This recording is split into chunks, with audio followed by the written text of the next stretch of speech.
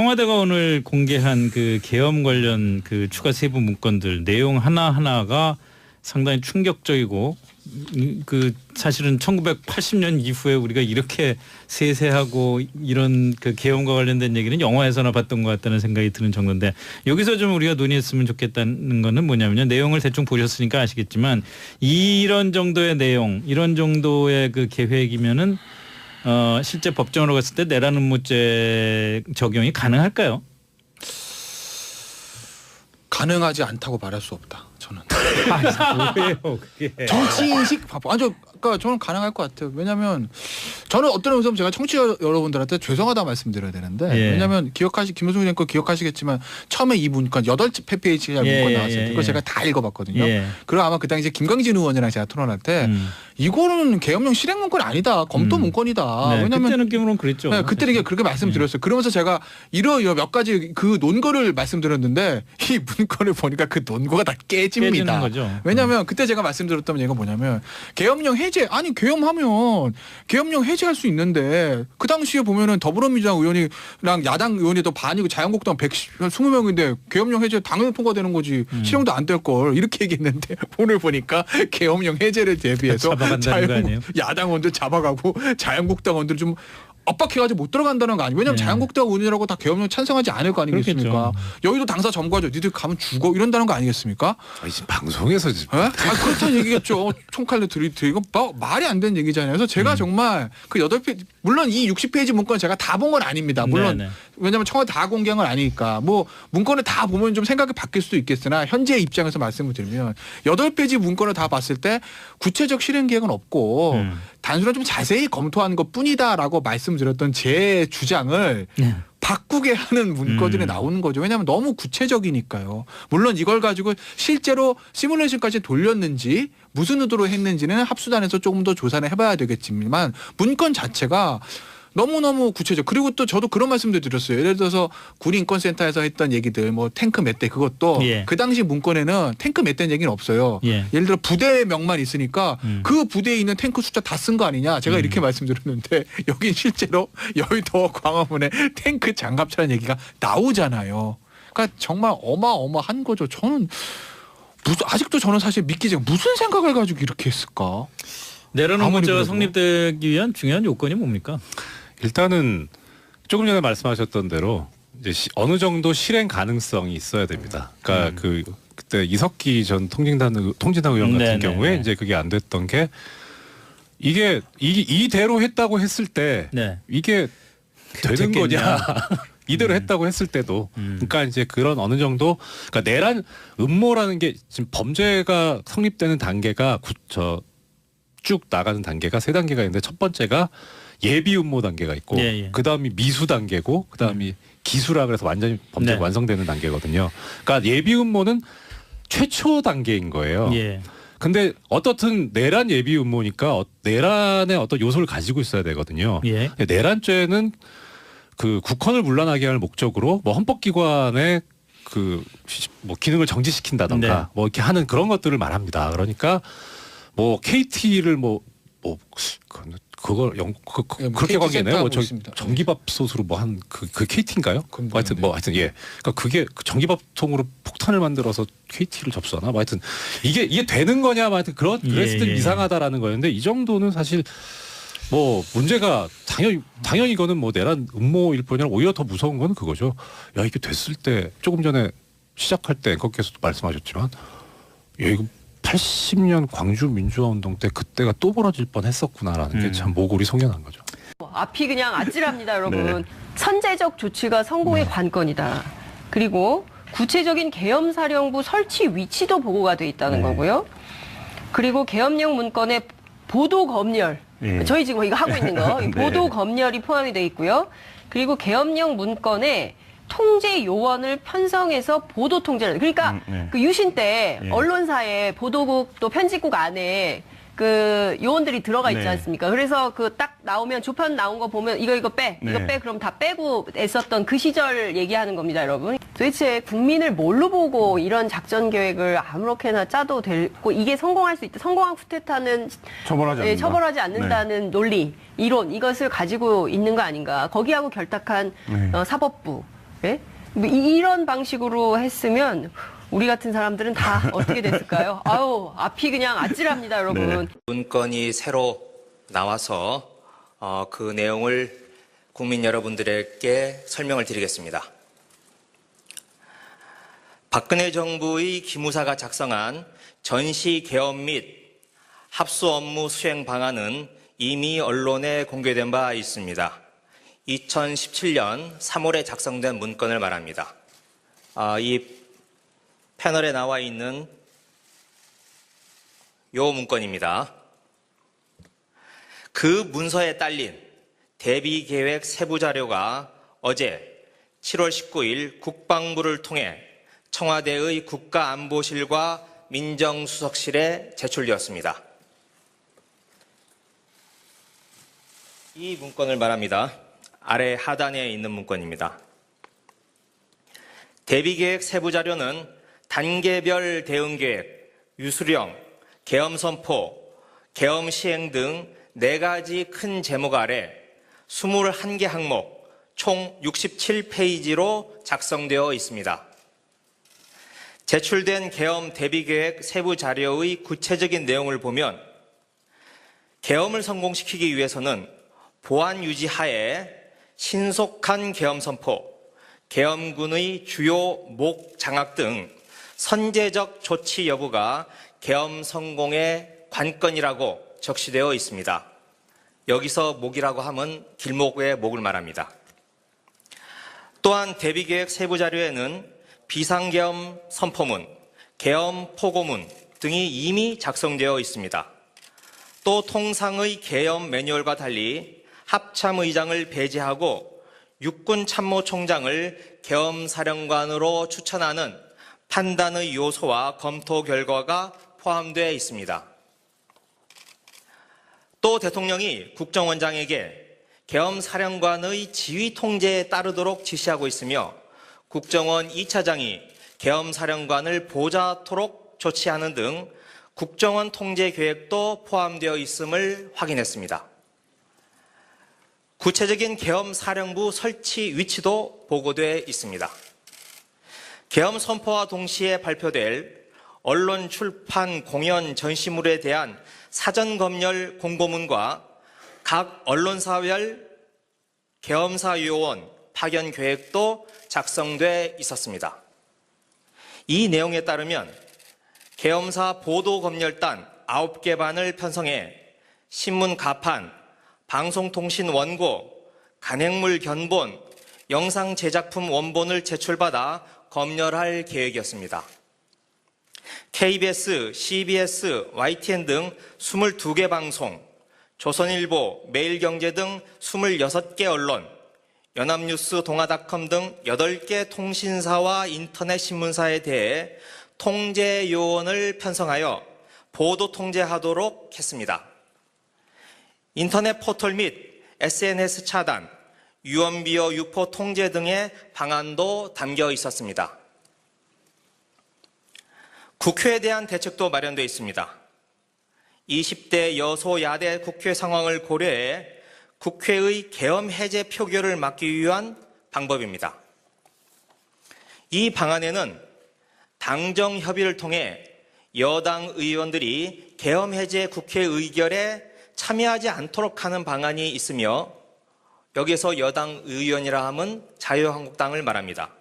여소야대 국회에 대응하여 국회의원 대상 현행범 사법 처리로 의결 정족수 미달 유도 계획을 수립하였습니다.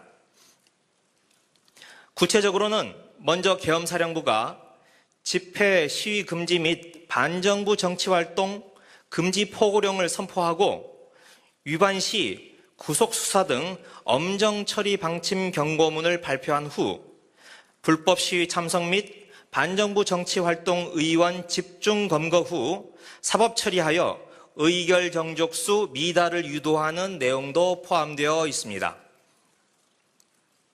중요시설 494개소 및 집회 예상지역 2개소, 2개소는 광화문과 여의도입니다. 그 2개소에 대해서는 기계화 사단, 기갑여단, 특전사 등으로 편성된 계엄 임무 수행군을 야간에 전차, 장갑차 등을 이용하여 신속하게 투입하는 계획도 수립되어 있었습니다. 기무사가 작성한 계엄 대비계획 세부자료는 합동참모본부 계엄과에서 통상의 절차에 따라 2년마다 수립되는 계엄 실무 편람의 내용과 전혀 상이함을 확인하였습니다. 아울러 국방부 특별수사단도 이 문건을 확보하고 있음을 알려드립니다.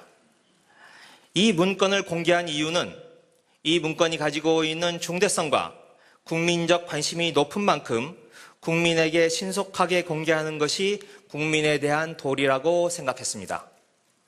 마지막으로 청와대는 이 문건의 위법성과 실행계획 여부, 이 문건의 배포 단위 등에 대해 국방부 특별수사단이 법과 원칙에 따라 수사해 줄 것을 기대하고 있습니다.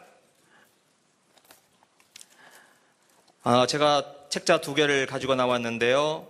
이게 어제 국방부로부터 제출받은 대비계획 세부자료의 내용입니다.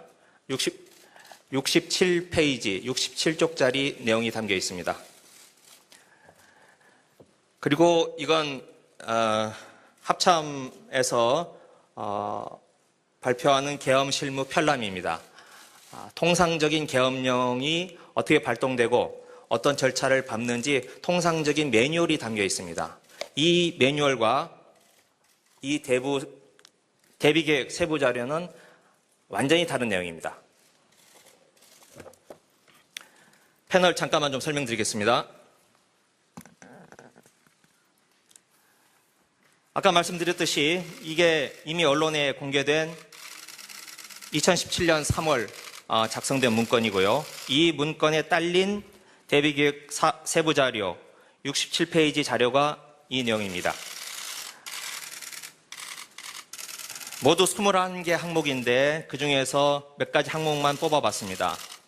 국방부 비상대책회의, 이 내용에 육군 참모총장을 계엄사령관으로 추천하는 내용이 담겨 있습니다. 그와 함께 전국 비상계엄 선포 건의, 비상계엄 선포문, 담화문, 포고문 등의 문서가 지금 다 공개하지는 않고 있는데요. 그 내용이 이미 다 작성이 되어 있었습니다. 10번째 항목인 계엄사령부 가용장소 판단은 아까 제가 설명드렸듯이 계엄사령부가 어디에 위치할 것인가 그 판단의 근거와 검토 내용이 이 10번째 항목에 설명이 되어 있습니다. 기타 합동수사본부 편성 및 유관기관 통제 방안에 이 국정원에 대한 통제 방안이 이 11번째 항목에 포함되어 있습니다. 그 외에도 계엄사 군사법원을 어떻게 설치할 것인지에 대해서 공고문과 다른 문건들이 있고요. 그리고 13번째 항목에 국회에 의한 계엄 해제 시도 시 조치 사항이 담겨 있습니다. 좀 설명을 드리면 우리 헌법 77조에 보면 계엄령이 발동되었을 경우 국회가 과반수 찬성으로 계엄령을 해제할 수 있습니다. 그 계엄령 해제를 하지 못하도록 하기 위한 조치사항이 이 13번째 항목에 담겨 있습니다. 기타 정부부처 조정통제 방안이 있고요. 주한 무관단, 이건 우리나라의 대사관, 각국 대사관에 파견되어 있는 각국의 무관단, 그리고 외신기자 대상으로 계엄령을 어떻게 설득할 것인지 그 내용이 외교활동 강화 내용에 포함되어 있습니다. 그리고 여기 회 기장에 와 계시는 언론인 여러분들과 관련된 내용입니다. 그 내용이 21번째 항목으로 보도매체 및 SNS 통제 방안, 이 항목에 담겨 있고요. 이 항목 보도 검열단 및 언론 대책반 편성 운영에 구체적인 항목들이 담겨 있습니다. 네, 여기까지 발표를 마치고 질의응답은 조금 이따 하겠습니다. 네, 고맙습니다. 는 이미 언론에 공개된 바 있습니다. 2017년 3월에 작성된 문건을 말합니다. 이 패널에 나와 있는 요 문건입니다. 그 문서에 딸린 대비계획 세부 자료가 어제 7월 19일 국방부를 통해 청와대의 국가안보실과 민정수석실에 제출되었습니다. 이 문건을 말합니다. 아래 하단에 있는 문건입니다. 대비계획 세부 자료는 단계별 대응계획, 유수령, 계엄선포, 계엄 시행 등 4가지 큰 제목 아래 21개 항목, 총 67페이지로 작성되어 있습니다. 제출된 계엄 대비계획 세부 자료의 구체적인 내용을 보면 계엄을 성공시키기 위해서는 보안 유지 하에 신속한 계엄 선포, 계엄군의 주요 목 장악 등 선제적 조치 여부가 계엄 성공의 관건이라고 적시되어 있습니다. 여기서 목이라고 하면 길목의 목을 말합니다. 또한 대비계획 세부 자료에는 비상계엄 선포문, 계엄 포고문 등이 이미 작성되어 있습니다. 또 통상의 계엄 매뉴얼과 달리 합참의장을 배제하고 육군참모총장을 계엄사령관으로 추천하는 판단의 요소와 검토 결과가 포함되어 있습니다. 또 대통령이 국정원장에게 계엄사령관의 지휘 통제에 따르도록 지시하고 있으며 국정원 2차장이 계엄사령관을 보좌토록 조치하는 등 국정원 통제 계획도 포함되어 있음을 확인했습니다.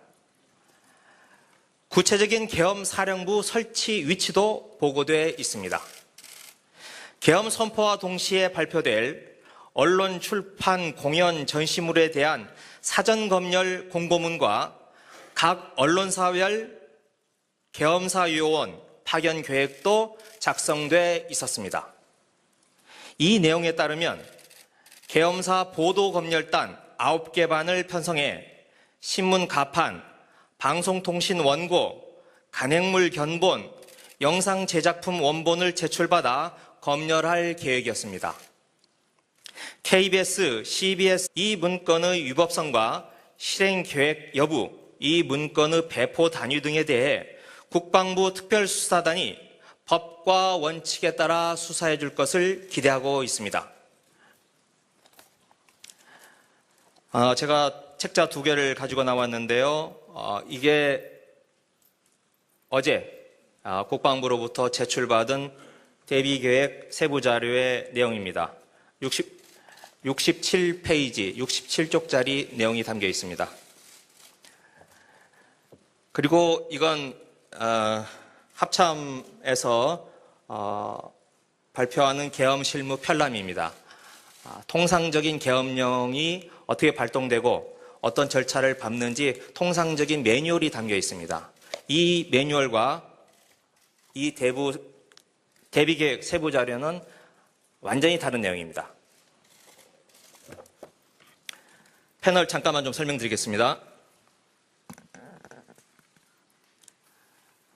아까 말씀드렸듯이 이게 이미 언론에 공개된 2017년 3월 작성된 문건이고요. 이 문건에 딸린 대비계획 세부 자료 67페이지 자료가 이 내용입니다. 모두 21개 항목인데 그중에서 몇 가지 항목만 뽑아봤습니다. 국방부 비상대책회의, 이 내용에 육군 참모총장을 계엄사령관으로 추천하는 내용이 담겨 있습니다.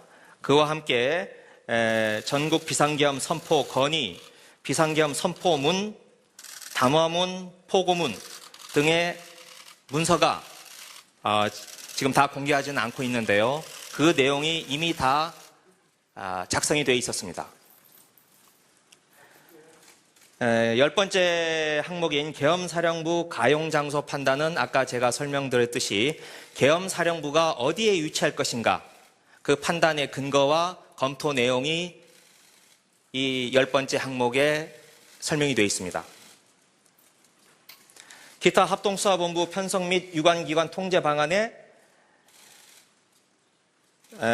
이 국정원에 대한 통제 방안이 이 11번째 항목에 포함되어 있습니다.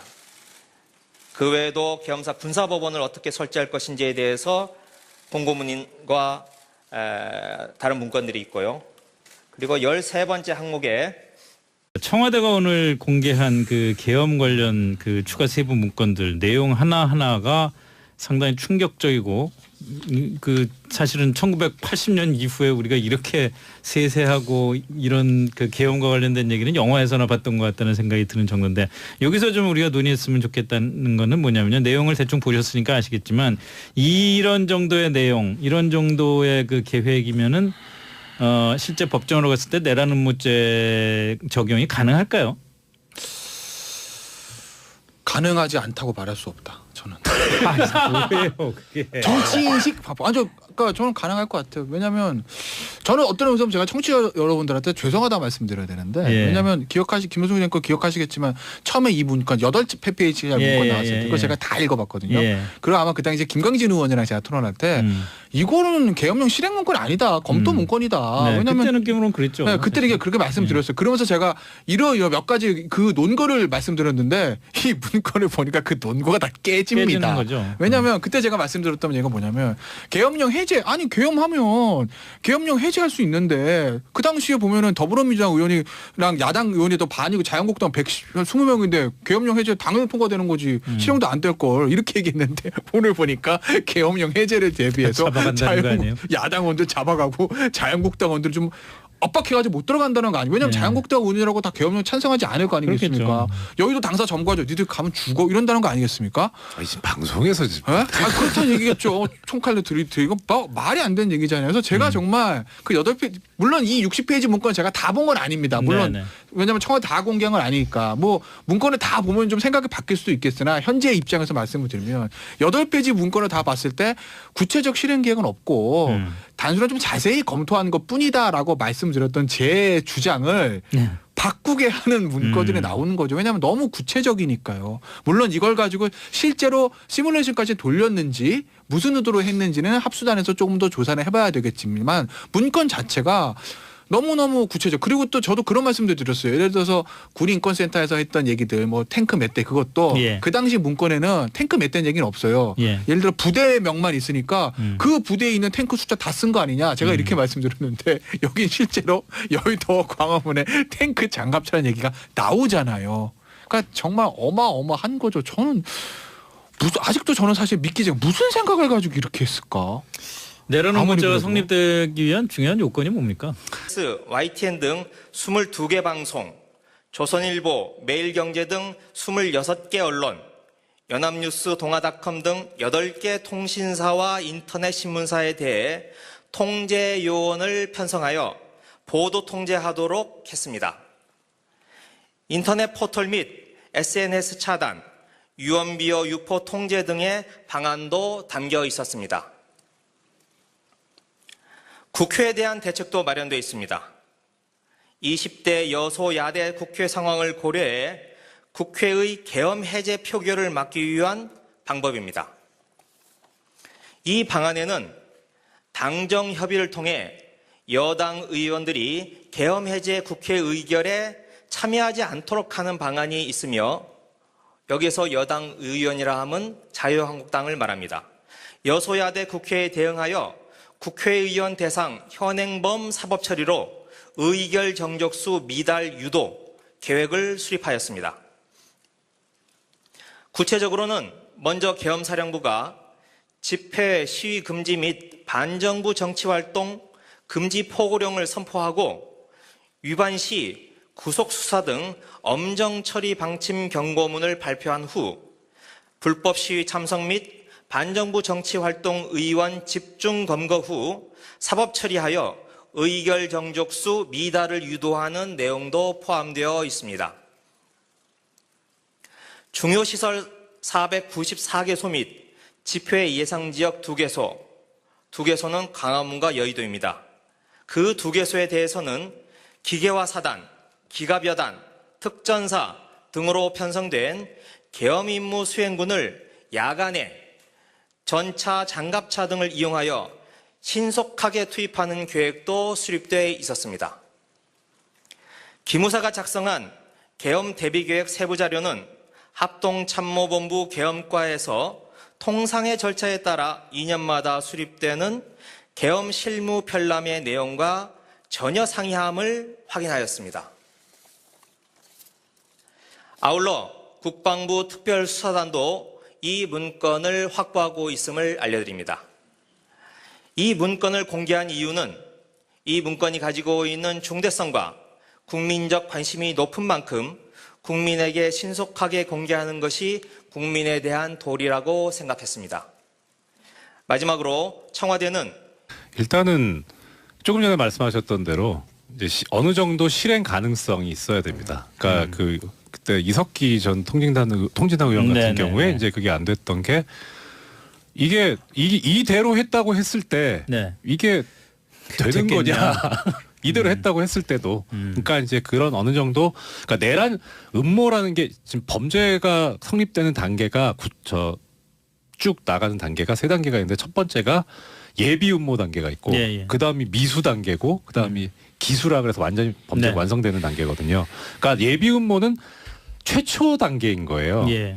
근데 어떻든 내란 예비 음모니까 내란의 어떤 요소를 가지고 있어야 되거든요. 예. 내란죄는 그 국헌을 문란하게 할 목적으로 뭐 헌법기관의 그 뭐 기능을 정지시킨다던가 네. 뭐 이렇게 하는 그런 것들을 말합니다. 그러니까 뭐 KT를 그걸 그렇게 관계네요. 뭐 전기밥솥으로 뭐 한 그 KT인가요? 하여튼 뭐 하여튼 예. 그러니까 그게 그 전기밥통으로 폭탄을 만들어서 KT를 접수하나? 뭐 하여튼 이게 되는 거냐? 뭐 하여튼 그랬을 때 이상하다라는 거였는데 이 정도는 사실 뭐 문제가 당연히 이거는 뭐 내란 음모일 뿐이라 오히려 더 무서운 건 그거죠. 야 이게 됐을 때 조금 전에 시작할 때 앵커께서도 말씀하셨지만 야 이거 80년 광주 민주화운동 때 그때가 또 벌어질 뻔했었구나라는 게 참 모골이 송연한 거죠. 앞이 그냥 아찔합니다, 여러분. 선제적 조치가 성공의 관건이다. 그리고 구체적인 계엄사령부 설치 위치도 보고가 돼 있다는 거고요. 그리고 계엄령 문건에 보도 검열, 저희 지금 이거 하고 있는 거, 보도 검열이 포함이 돼 있고요.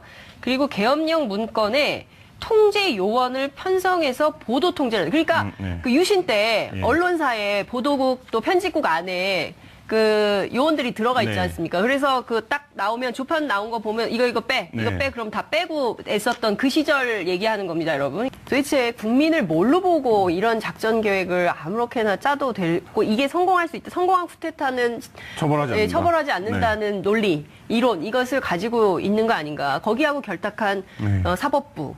예? 이런 방식으로 했으면 우리 같은 사람들은 다 어떻게 됐을까요? 아우, 앞이 그냥 아찔합니다, 여러분. 문건이 새로 나와서 그 내용을 국민 여러분들에게 설명을 드리겠습니다. 박근혜 정부의 기무사가 작성한 전시 계엄 및 합수 업무 수행 방안